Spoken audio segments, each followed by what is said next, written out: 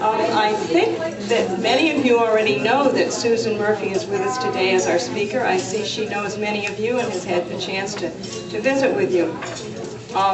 For those who don't know about Susan, she is a graduate of Cornell College of Arts and Sciences, class of 1973. She has a master's degree from Stanford and Montclair State College and earned her PhD in Educational Administration at Cornell in 1994. Susan has served Cornell University as Vice President for Student and Academic Services since July of 1994. Under her direction, our academic support, campus life, Dean of Students, Greek life, international studies, career services, public service, religious affairs, athletics and physical education, health services, and the Cornell commitment. As you can see, she is a very busy lady, and we are very fortunate to have her share with us today the changes, challenges, and things to cheer about in the student experience at Cornell. Thank you so much for the invitation to be with the Retirees Association again. I am so thrilled to have a chance to come and see so many of you who I have known, especially Bob and Jean Sturant, because Bob Sturant is the person responsible for my being here when he called and extended an offer for me to join the undergraduate admissions office in the spring of 1978. And I'm sure he doesn't remember this phone call, but you know, key job offers are things that sit in the back of your mind. I was a high school guidance counselor at the time in northern New Jersey and was active in our Teachers Association. And so after I had this wonderful offer, I said to Bob, well, will you send me the contract? And there was this long silence at the other end of the phone. He said, contract? What do you mean contract? I said, well, you know what you sign, my terms of employment, because I come from a public school district. He said, oh no, Susan, that isn't how we do it at Cornell in the admissions office. You serve at the pleasure of the president. And I went, okay. He said, I said, but would you at least send me a letter in case you and I get hit by a bus, or you get hit by the bus before I get there, so someone knows I'm coming. I never would have imagined when Bob extended an offer for me to join as the Associate Director of Admissions responsible for the Southeast region, that 33 years later I would still be at my alma mater working. But as we all know, as you all know by being here, good things happen when you come to Cornell, and over the course of my time here I've had fabulous job opportunities. As you heard, I've earned my PhD, I met my husband and made my lifelong friends. So I'm thrilled to be here. I was going through my files and realized it's been almost 7 years since I had the good fortune of talking with you last. And as Jeanette and I were chatting, I thought it might be appropriate to talk a bit about what is going on the campus, particularly with our students. And while I won't take the title in an outline form, I hope that through the course of my comments you will understand what are some of the changes we've experienced and are experiencing, what are the challenges that come when you work with this particular age group, and there are many, many, many things to cheer about. And it seemed to me it was sort of an appropriate topic as we think about this time of year, because of course so many of you worked with us through graduation weekend celebration, and it was an extraordinary weekend of convocation with our former Mayor Giuliani, who did not give a political speech, I was happy to hear, but actually gave a very thought-provoking speech to our seniors about leadership, something that he obviously was called upon to do in a very special way in 2001, and it was a very important message.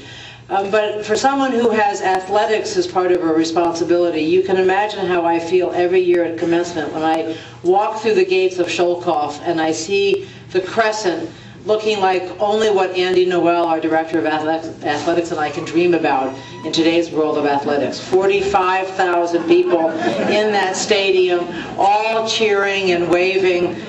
Someday maybe we'll get that back with football or lacrosse, I don't know, but it was a great, great day. And I'll talk a little bit more about graduation, but it's also an important time, to talk about the students, because we are about to welcome our sesquicentennial class. Now, the first trick or test I'm giving my staff is, can you spell sesquicentennial? Can you pronounce it without tripping over it? I've got that part down pretty well. And then, do you know what it means? That, of course, is our 150th birthday that Cornell will celebrate in 2015. And so the class we admit for the fall 2011 will be the class graduating in the heart of our sesquicentennial. And so we are welcoming them, as you will be doing if you take Barry Adams' offer. You will be welcoming the sesquicentennial class to their alma mater.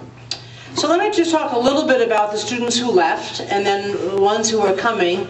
And having had a chance to talk at reunion, I'm going to compare our students today to a few years ago, and also just perhaps the last time I was here. As I mentioned, we had a fabulous day of graduation. It's been a particularly interesting year as we've watched this group, and here I'm going to focus on the undergraduates, go out into the world of work, because their two previous classes actually had a terrible time when they went out into the world of work in the spring of 10, and especially the spring of 09. I had a very deep sympathy for any of our students who came actually to the Johnson Graduate School of Management and graduated in the spring of 09. Because when you come to get your MBA, you sort of leave a position, you assume you're going to school and then you're going to leave at an elevated level. Well, of course, they came to school in 07 when the economy was here, and then while they were here, it tanked, and they went out at a very different level. But this year, we were seeing that more of our students were finding employment. We asked them all to fill out a questionnaire, and about half of them, almost 60%, have now responded to that questionnaire. That's ahead of last year, so that's one good sign. They're willing to tell us what they're doing. They have something to tell us about. And more of them, indeed, are going to work. Almost about half of them now are going right into work. About 15 to 16% are going on with their education. That's down a little bit from the last 2 years. And that's to be expected. As the employment goes up, enrollment in graduate school sometimes goes down, at least for the first couple of years, and then they'll go back into graduate school. Once again, Cornell was recognized as among the top 25 schools in the United States for graduates who are going into the Peace Corps. We have a long, long tradition of our students in public service, and both Teach for America and the Peace Corps see Cornell as a major provider of their young leaders. And that's something that frankly makes me very proud when I think about the mission of this university. And there's one young woman I want to just tell you about, because I think she, in the category of things to cheer about, she exemplifies everything we dream a Cornellian can come to be. And she's also one of those people that as she goes out into the world of work and life, she will make all of us who are Cornellians, frankly, have a degree that will have become more valuable because of her. And her name is Madison Pearsall. I met Maddie at the end of her freshman year when she was at a 7:30 in the morning breakfast that the president and I hold for the 400 Club. Now, the 400 Club is made up of varsity athletes who have a 4.0 or better. And it's a room that's about this big in terms of how many people are there. The student athletes with their coaches and the faculty whom they involve. In fact, I just saw this spring statistics. 68 of our athletes this spring had over a 4.0 or better. 68 of them. So Maddie, at the end of her first semester as a Cornellian, had a 4.0. I find that daunting just to imagine you've made the transition from high school to college and you managed to get straight A's. She also was a highly recruited gymnast, and in fact had just won the all-around championship the weekend before we had had this breakfast. And oh, by the way, she's a civil engineer upon arrival. Now, 4 years later, she graduates actually as an information science major from the College of Engineering.